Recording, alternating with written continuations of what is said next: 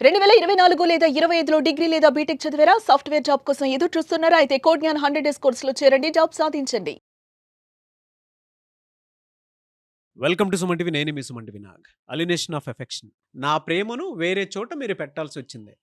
Legal terminology ప్రకారం గనక మనం చూసుకుంటే, ఈ అఫెక్షన్ అనేది ఎంత ఎఫెక్ట్ చేస్తుంది భార్యాభర్తల్లో అనేటువంటిది ఈ వీడియో మొత్తం పూర్తిగా చూడండి. ఒకవేళ దీంతో గనక ఎవరైనా సఫర్ అవుతూ ఉంటే, దీని కాన్సిక్వెన్సెస్ ఫర్దర్‌గా లీగల్ రెమెడీస్ ఏముంటాయనేది ఈరోజు మనతో పాటు హైకోర్ట్ అడ్వకేట్ శశికాంత్ గారు ఉన్నారు. వారి మాటలు తెలుసుకుందాం. Hello sir. హలో నాగరాజ్ గారు. సార్, చాలామంది ఇప్పుడు ఫేస్ చేస్తున్నటువంటి అతిపెద్ద ప్రాబ్లమ్ ఏదైనా ఉంది అనంటే అలినేషన్ ఆఫ్ ఎఫెక్షన్. అంటే భార్య రెగ్యులర్‌గా భార్యాభర్తలు ఉన్నప్పుడు భర్త ఏంటంటే కొన్నిసార్లు వాళ్ళకి నచ్చిన విధంగా ఉండాలనుకునేటువంటి ఉద్దేశంతో బయట ఎక్కడికి వెళ్ళినా అక్కడ ఒక రిలేషన్‌షిప్ పెట్టుకోవటం, వాళ్ళతో పాటు వీళ్ళు ఉండాలని చెప్పేసి కోరుకోవటం. దానివల్ల ఏంటంటే ఉన్న భార్యకి ఎఫెక్షన్ అనేది చాలా ఎఫెక్ట్ అవుతూ ఉంటుంది.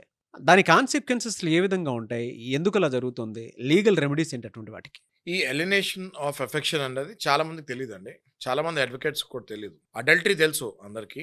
ఎలినేషన్ ఆఫ్ ఎఫెక్షన్ ఏంటి అన్నది చాలా మంది ఇప్పుడు అది మనం దీనికి అవేర్‌నెస్ గట్టి క్రియేట్ చేస్తేనే చాలా మందికి తెలుస్తుంది. ఇది one of the rarest discussions. Okay. ఒక అడ్వకేట్ తోటి. భార్యలందరికీ మొదటిగా నేను చెప్పేది ఏంటంటే this is a good news for all the wives. భార్యలందరికీ ఇది గుడ్ న్యూస్. మొన్నటి వరకు సుప్రీంకోర్టు ఒక జడ్జ్‌మెంట్ ఇచ్చింది 2018లో. దానివల్ల అడల్టరీని క్రైమ్ ఉండేది. ఇంతకుముందు ఒక భార్య ఎవరితో అయినా అడల్టరీలో ఉంటే భర్త వెంటనే అవతల వాడి మీద కేసేస్తే కేసు బుక్ అయ్యేది. కేసు బుక్ అయ్యి వానికి జైలు శిక్ష కూడా పడేది.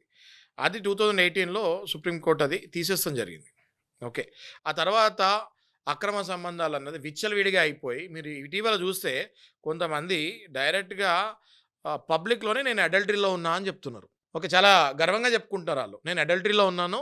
నన్నేం చేయగలుగుతారు, అడల్టరీకి ఏం చట్టం లేదని. కానీ ఇప్పుడు ఇదేదైతే మీరు టాపిక్ తీశారో ఎలినేషన్ ఆఫ్ ఎఫెక్షన్ అన్నది అడల్టరీకి చెక్ పెట్టబోతుంది. ఏ రకంగా అంటే ఇంతకుముందు ఒక భార్య, భర్త ఎగ్జాంపుల్ తీసుకుందాం మనం నాగరాజు గారు. Okay sir. ఓకే. ఈ కేసులో భర్తని వేరే ఆవిడ ముగ్గులోకి దింపితే దాని తర్వాత భార్య ఇప్పుడున్న ఈ ఎలినేషన్ ఆఫ్ ఎఫెక్షన్ ప్రకారం ఎలా వెళ్ళొచ్చు అన్నది చెప్తాను. ఇంతకుముందు అయితే ఏం చేయలేదు భార్య. మహా అయితే డైవర్స్ ఇచ్చి వదిలేయాలి. ఇప్పుడు లేటెస్ట్‌గా ఢిల్లీ హైకోర్టు గత 10, 15 రోజుల క్రితం ఇచ్చిన జడ్జిమెంట్ ప్రకారము థర్డ్ పర్సన్ ఎవరైనా వచ్చి మీ లైఫ్‌లో మీ భర్తను డిస్టర్బ్ చేసి, మీ భర్త ప్రేమ గనక ఆమె వైపుకు మళ్ళించుకుంటే ఖచ్చితంగా అందులో ఆమె ఇంటెన్షన్ చూడాలి. థర్డ్ పర్సన్ ఎవరైతే వచ్చారో ఆమె ఇంటెన్షన్ చూడాలి. ఆమె అసలు నాకు ప్రపంచమే వద్దు, సర్వస్వం వదిలేసాను, నేను ఆయనతో ప్రేమలో పడ్డాను, ఈయన ప్రేమలో పడ్డాడు అనుకుంటే దాన్ని మనం ఏం చేయలేము నాగరాజు గారు. చాలా థిన్ లైన్ ఉంది ఇక్కడ చూడాలి. దాన్ని ఏం చేయలేము మనం. కానీ థర్డ్ పర్సన్ వచ్చినామా కేవలం ఆ భర్త డబ్బు, ఆ భర్త స్టేటస్ గుంజుకుంటానికి అంటే లాక్కుంటానికి వస్తే మాత్రం మనం గనక అది ప్రూవ్ చేస్తే మాత్రం 100% ఇటువైపు ఉన్న భార్య ఆమె మీద సివిల్ సూట్ ప్రకారం ఎలినేషన్ ఆఫ్ ఎఫెక్షన్ అని జాగ్రత్తగా పాయింట్ టు పాయింట్ డ్రాఫ్ట్ చేసి సివిల్ సూట్, ఇది క్రిమినల్ కేసు కాదండి, ఇది సివిల్ సూట్ ఇది. ఓకే. సివిల్ సూట్ క్రిమినల్గా ఆమెను ఏం చేయలేం. సివిల్ సూట్ ప్రకారము ఎలినేషన్ ఆఫ్ ఎఫెక్షన్ కింద అది కనుక మనం జాగ్రత్తగా ఫైల్ చేసుకొని తగిన ఎవిడెన్సెస్ అంటే ఆ వచ్చినామా ఖచ్చితంగా ట్రాప్‌లోనే మొగుడిని తీసుకెళ్తానికి వచ్చింది, అందులో ప్రేమ లేదు అని గనక మనం ప్రూవ్ చేస్తే 100% ఆమె దగ్గర నుంచి ఎంతోతే మీరు ఒక 2, 3 ఏళ్ళు అనుకోండి ఫర్ ఎగ్జాంపుల్ ఈ ఎఫ్ఐఆర్ నడిచిందనుకో. ఈ 2, 3 ఏళ్లలో ఆ భార్య మానసికంగా, ఆరోగ్యపరంగా ఎంత సఫర్ అయిందో, పిల్లలుంటే పిల్లలు ఎంత సఫర్ అయ్యారో, దానివల్ల వీళ్ళకి ఎన్ని అప్పులై ఉంటాయో, ఇంట్లో డబ్బులు పెట్టకుండా డబ్బంతా ఆమెకి ఇచ్చుంటే ఎంతోతే ఆ డబ్బు ఆమె మీద ఖర్చు పెట్టారో వడ్డీతో సహా ఫర్ ఎగ్జాంపుల్ 50, 60 లక్షలు అనుకోండి, వడ్డీతో సహా యాడ్ చేసుకొని ఆమె దగ్గర నుంచి రికవరీకి వెళ్ళొచ్చు. ఇది చాలామందికి తెలీదు నాగరాజు గారు. దయచేసి ఇది మీ ద్వారా దీన్ని అవేర్నెస్ క్రియేట్ చేయాలనుకుంటున్నాను నేను.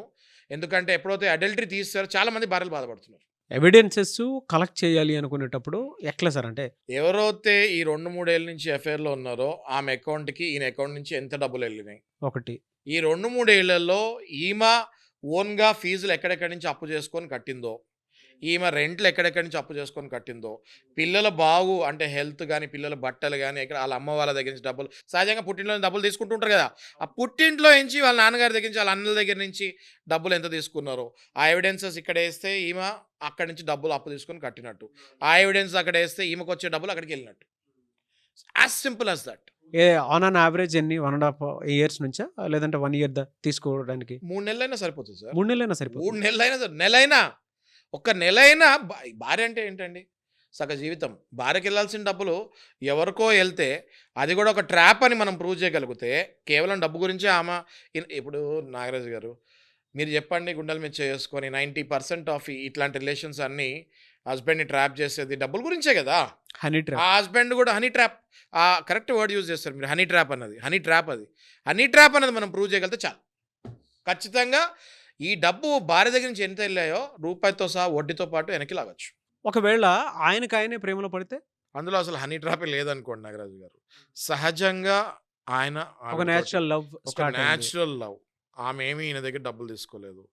ఈయన కూడా ఏమీ ఓన్లీ ఫిజికల్ అనే కాకుండా ఎమోషనల్గా కూడా అవతల అటాచ్ అయ్యాడు.